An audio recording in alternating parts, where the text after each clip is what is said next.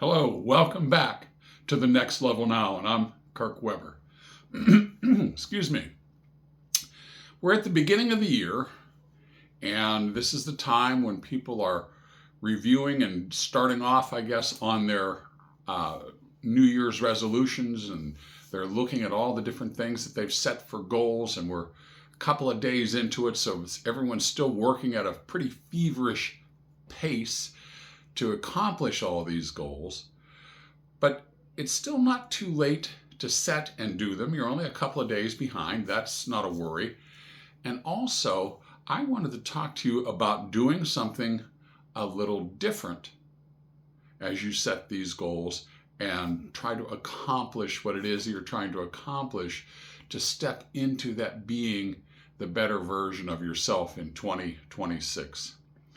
I recently got to read a book that was just released recently. It was called The Science of Scaling.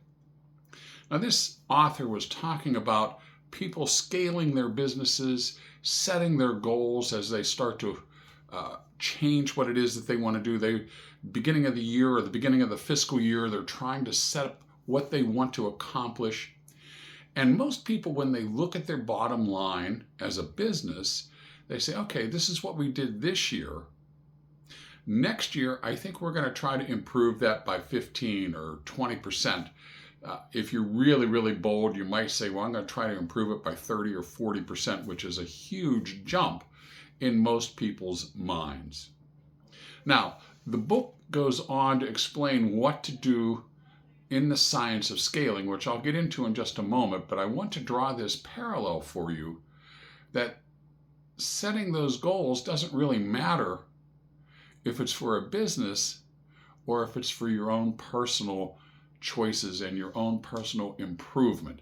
The idea behind this science of scaling that I'm going to talk about is going to work either way. So the author goes on to state that because we have a natural tendency to want to try to reach our goals, we don't set out these huge expectations. We set out things that we feel pretty confident that we can reach. But he challenges people to set an impossible goal. Set something that's so far out of reach you don't think it's humanly possible for you to do. And most people, when they're confronted with that thought, will say, well, it's impossible. I can't do it.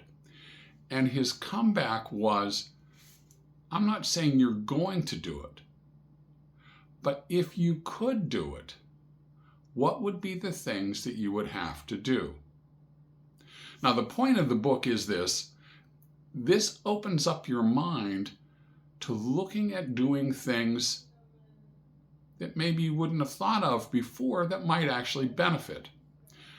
If you're going to have something different, you can't be afraid to do something a little bit different. We need to be able to get past this safe area and step into a little more bold action. He challenges people to set goals of 1,000%, 2,000% better than what they're doing now, and then to ice the cake, he wants them to do it in a time frame that is far less than you even thought possible. Instead of saying, I'm going to do it this year, he wants you to do it in 3 months, as an example. Setting impossible goals, challenging yourself, looking for things that you might have overlooked, looking for things that maybe you can eliminate. Have you ever noticed how many things you do on your way to trying to improve yourself, be successful, whatever it is that we're looking at, that you do just as filler, just to make yourself feel like you're being busy? Oh, I need to do this today. I have to do this today because I always do it. What benefit does it really do for you in reaching that impossible goal? Is it something that maybe you could set aside and say, no, I don't need to do that anymore. If I focused my attention over here on this other project, maybe I could advance more quickly. I would advise you to think about setting impossible goals. set an impossible time frame.